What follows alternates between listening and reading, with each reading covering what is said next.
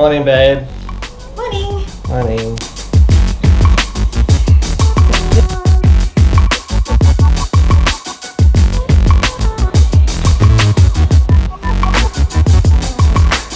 So what are we doing today? It's Father's Day today, so we're going to go visit my dad's friend.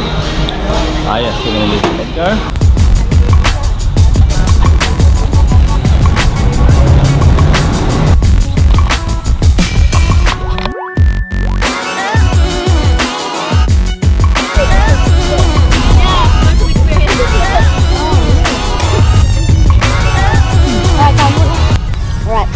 Wait, I'm in the sun. Aww.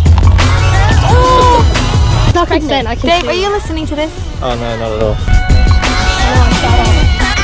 And then we're gonna go visit your daddy. I'm gonna visit my daddy and my sick mum.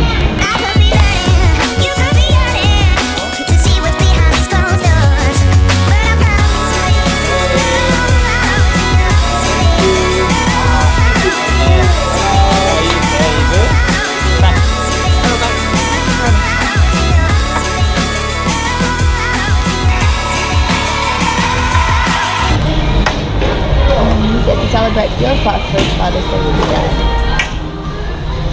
True. Pseudo Father's Day.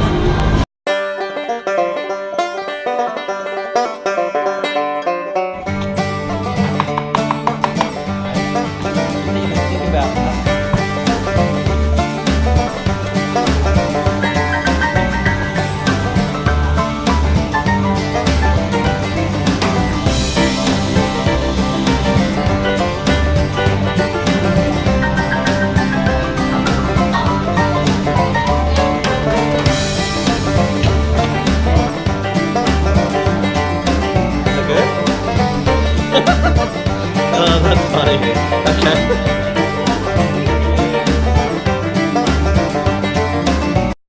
Alright, I've done some cooking and now it is Dia and Mum's turn to do some cooking. Grabbing the flour and sugar, both handies, and away you go. A few moments later. Well, how'd you go? We went really well. The technical term for this is glue. Yeah, good job. Anything need gluing up? Oh, don't drop it on the floor, you'll break the bench. Yeah. So my cooking went well, theirs not so good. Oh, you should follow that. Do you want a piece? It's really good for personal protection. Okay, so we've given up on the women cooking scones, so now the boys are taking on the challenge. We're going to smash out some sweet scones. Quarter Here we of a go. teaspoon of salt.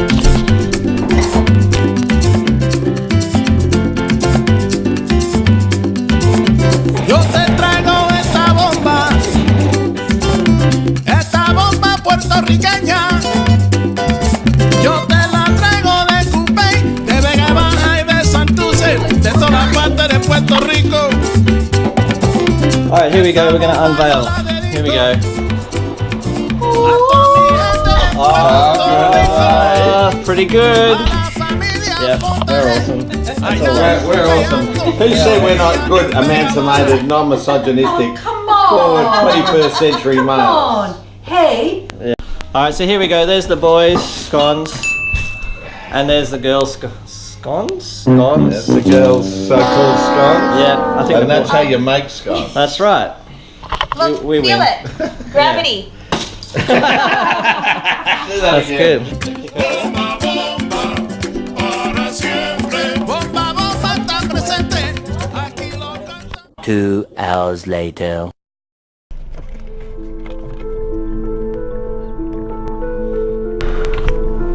So obviously we're all human and we all face frustrations quite a lot in life. We come against obstacles, whether they be professional, personal, emotional, whether they be due to do with relationships or our career or our physical well-being, or even things that don't directly affect us, like the news we see on TV and current affairs and things like that.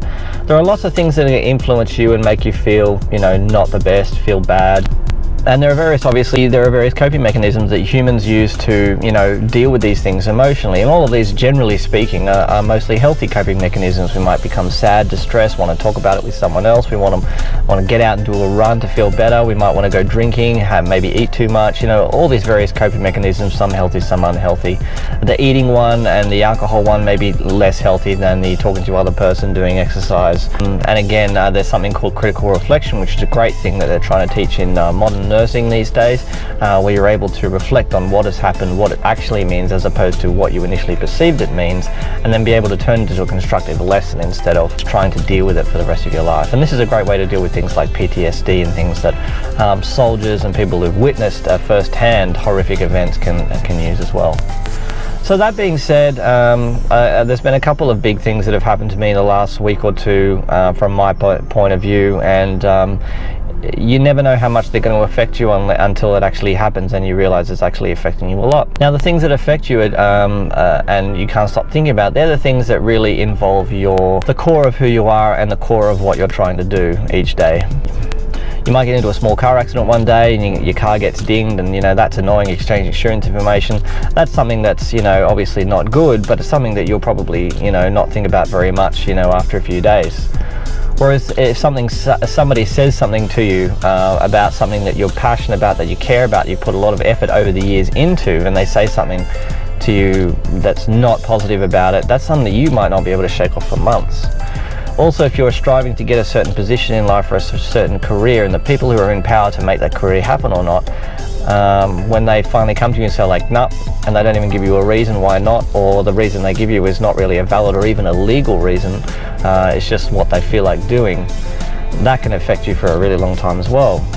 So from my point of view, at that point, when you experience things like this, the things that affect you at your core, you have two different ways of dealing with it in very basic sense. One way is to become acopic, what I call acopic, or is to cope poorly with it, and that is to go nuts, go on social media and say all these horrible things about what you've gone through, about the people who've done it to you and so forth, or go out and tell everybody about how bad this has happened, or to some people get violent and punch things, or you just quit your job. Some people like to start doing the wrong thing at work or whatever the environment that they've been striving to improve at. They might start abusing their loved ones, whatever the case may be. So that's what I call the acopic direction of dealing with something that's really affected you at your core. The other direction is much harder, and it really goes against the grain of, I think, how human beings are wired. And that is to slow down, to take a deep breath, and to actually go consider what has actually happened and how it is that you can, move forward from here in a constructive way.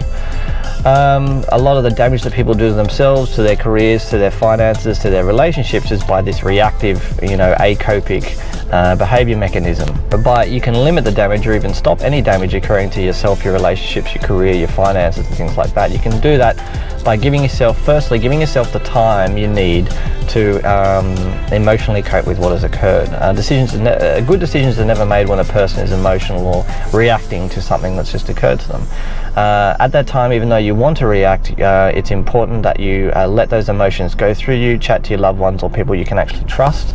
And trust is a whole other subject that I just want to get into in a different video.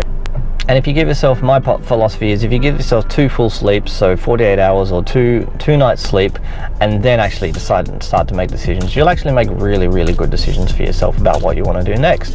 And you'll find after 2 sleeps that you don't want to necessarily do anything bad. You don't want to post anything on social media anymore, or take revenge against the person who did it to you, or quit, or be violent, or whatever those various people do. You'll no longer feel that way, and you'll be able to be much more rational and say, okay, well, if this has occurred, then what I think I'll do to help myself out is do this instead. I might talk to this person, or I might go back to that same person who really sort of hurt me at the core of what I care about and say, okay, and negotiate with them and try to work out a better way. Because what you'll find is, if you do that process, you'll end up in a better position. You'll find that even though this process has been horrible, it's been painful, it's been hurtful, and it feels very unjust, over time you'll feel like it actually helped you. It helped you become a better person. It helps you to learn a lesson about how the world is, and it helped you to move to the next step. It was kind of like almost like what they call a kick in the ass to get to the next, you know, step of what you want to do. And you often find that the next thing you do is so much better than the thing you were doing before, and it took that painful experience to get you there. So that's a good way of thinking about it. But man, when it happens to you, when, you know, that person says what they say, or says what they said, or did, or does what they did, you try to tell yourself you don't care. Some of my best mentors are people who've just told me not to care, and it's a fantastic philosophy, and it's a way to stop yourself initially reacting. But it still sucks. Lucky for me, I have a fantastic wife, and I have a fantastic family, and I have a couple of really beautiful friends.